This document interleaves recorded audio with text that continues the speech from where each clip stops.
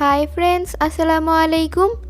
মনিরাস কুকিংয়ে আপনাদের সবাইকে স্বাগতম। আশা করছি আপনারা সবাই ভালো আছেন। আজ আমি আপনাদেরকে তৈরি করে দেখাবো খুবই সহজে এবং খুবই মজাদার স্পাইসি ঝিনুক মশলা পাস্তা। এবং এই পাস্তাটা কিন্তু সবারই খুব পছন্দের হয়ে থাকে। এজন্য এই পাস্তাটা কিভাবে আপনারা ঝটপট বাসায় বানিয়ে ফেলতে পারবেন সেই রেসিপিটাই আমি আপনাদেরকে দেখাবো। তাহলে বেশি দেরি না করে ভিডিওটি স্টার্ট করা যাক।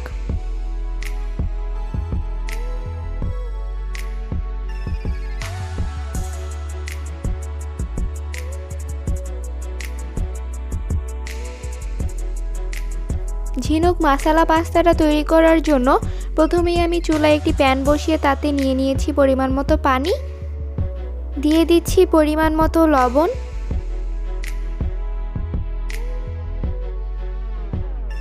তারপর আমি পানিটার মধ্যে দিয়ে দিচ্ছি 2 টেবিল চামচ পরিমাণ সয়াবিন তেল,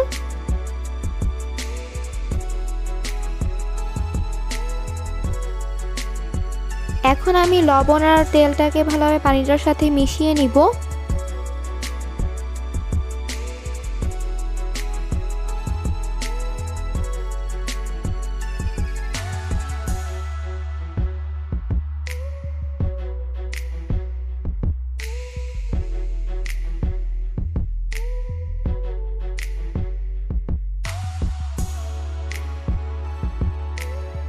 তেল এবং লবণ মেশানো হয়ে গেলে এখন আমি পানিটার মধ্যে দিয়ে দিব 2 কাপ পরিমাণ ঝিনুক পাস্তা।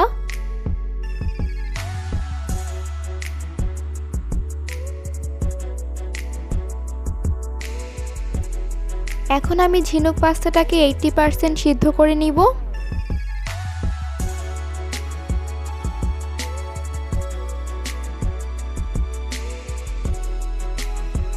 পাস্তাটাকে হাতে নিয়ে চাপ দিলেই বুঝতে পারবেন যে পাস্তাটা 80% সিদ্ধ হয়ে গিয়েছে। এখন আমি পাস্তাটাকে চুলা থেকে নামিয়ে একটি স্ট্রেনারে করে পাস্তাটাকে ঠান্ডা পানিতে ধুয়ে নিব, তা না হলে পাস্তাটা গরম ভাপে আরও বেশি সিদ্ধ হয়ে যাবে।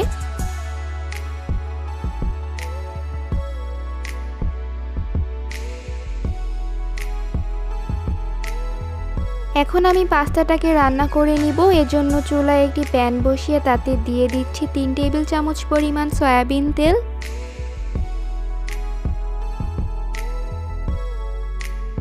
তেলটা গরম হয়ে আসলে এখন আমি দিয়ে দিব 1/3 কাপ পরিমাণ পেঁয়াজ কুচি,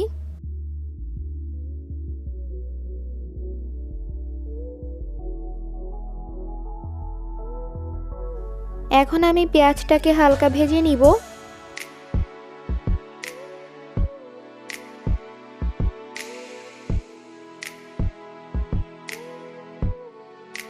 পেঁয়াজটা হালকা ভাজা হয়ে আসলে এখন আমি দিয়ে দিব 1 কাপ পরিমাণ কিউব করে কাটা সিদ্ধ করে নেওয়া চিকেনটাকে আমি 1 চা চামচ পরিমাণ আদা বাটা ও রসুন বাটা, 1 চা চামচ পরিমাণ গোলমরিচের গুঁড়া এবং স্বাদমতো লবণ দিয়ে সিদ্ধ করে নিয়েছি। এখন আমি চিকেনটাকে পেঁয়াজের সাথে ভালোভাবে ভেজে নিব। চিকেনটাকে পেঁয়াজটার সাথে ভাজা হয়ে গেলে দিয়ে দিব 1 চা চামচ পরিমাণ রসুন বাটা ও আদা বাটা। এখন আমি আদা বাটা রসুন বাটাটাকে মিশিয়ে নিয়ে দিয়ে দিব 1 কাপ পরিমাণ কিউব করে কাটা সিদ্ধ করে নেওয়া আলু ও গাজরটাকে আমি কিউব করে কেটে পর্যাপ্ত পরিমাণ পানি এবং লবণ দিয়ে সিদ্ধ করে নিয়েছি। এখন আমি সবগুলো উপকরণকে হালকা সটে করে নিয়ে দিয়ে দিচ্ছি স্বাদমতো লবণ। এখন আমি লবণটাকে ভালোভাবে মিশিয়ে নিব।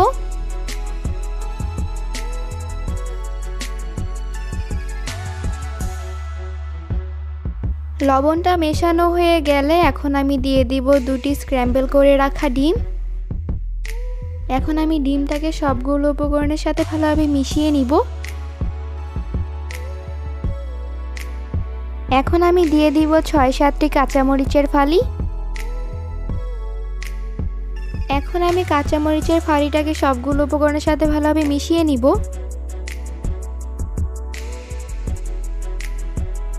কাঁচামরিচগুলো মেশানো হয়ে গেলে দিয়ে দিব 1 টেবিল চামচ পরিমাণ পাস্তা মশলা। আপনাদের পাস্তার প্যাকেটে যদি পাস্তা মশলাটা না থাকে তাহলে আপনারা 1 টেবিল চামচ পরিমাণ ম্যাজিক মশলাও দিতে পারেন।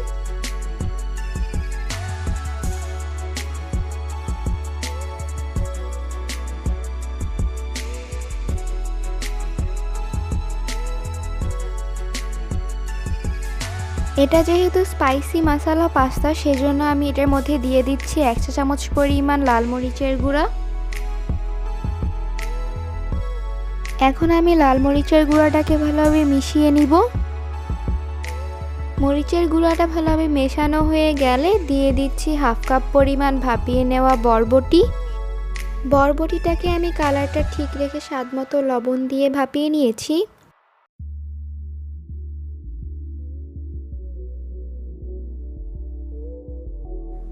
এখন আমি দিয়ে দিচ্ছি সিদ্ধ করে নেওয়া ঝিনুক পাস্তাগুলো। এখন আমি চুলাটাকে মিডিয়াম লো হিট থেকে একটু বাড়িয়ে নিব।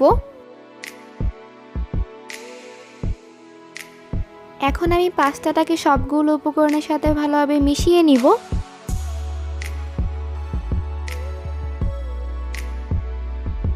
পাস্তাটা সবগুলো উপকরণের সাথে ভালোভাবে মেশানো হয়ে গেলে দিয়ে দিচ্ছি 1 চা চামচ পরিমাণ কালো গোলমরিচের গুঁড়া।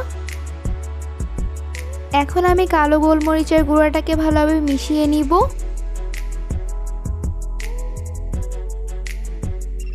গোলমরিচের গুঁড়াটা মেশানো হয়ে গেলে স্বাদ বাড়ানোর জন্য এখন আমি দিয়ে দিচ্ছি 1 টেবিল চামচ পরিমাণ চিনি। এখন আমি চিনিটাকে ভালোভাবে মিশিয়ে নিব। চিনিটা মেশানো হয়ে গেলে দিয়ে দিচ্ছি 1 কাপ পরিমাণ টমেটো সস।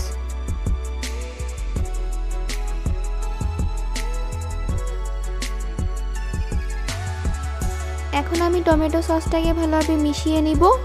সসটা মেশানো হয়ে গিয়েছে, স্পাইসি মশলা ঝিনুক পাস্তাটা হয়ে গিয়েছে। এখন আমি আপনাদেরকে সার্ভ করে দেখাচ্ছি। আপনারা দেখতে পাচ্ছেন ঘরে থাকা অল্প কিছু উপকরণ দিয়ে ঝটপট তৈরি হয়ে গেল স্পাইসি ঝিনুক মশলা পাস্তা। আপনারা যারা এই পাস্তাটা খেতে খুবই পছন্দ করেন তারা আমার এই রেসিপিটি বাসায় একবার বানিয়ে ট্রাই করে দেখবেন। আশা করছি আপনাদের কাছে আমার আজকের রেসিপিটা ভালো লেগেছে। ভালো লাগলে আমার এই ভিডিওটি ফ্রেন্ডস এবং ফ্যামিলিদের সাথে শেয়ার করবেন এবং আমার ভিডিওটিতে একটি লাইক দিবেন এবং আমার চ্যানেলটি সাবস্ক্রাইব করে পাশেই থাকবেন। আজকের মতো তাহলে এখানেই বিদায় নিচ্ছি। সবাই ভালো থাকবেন। আল্লাহ হাফেজ।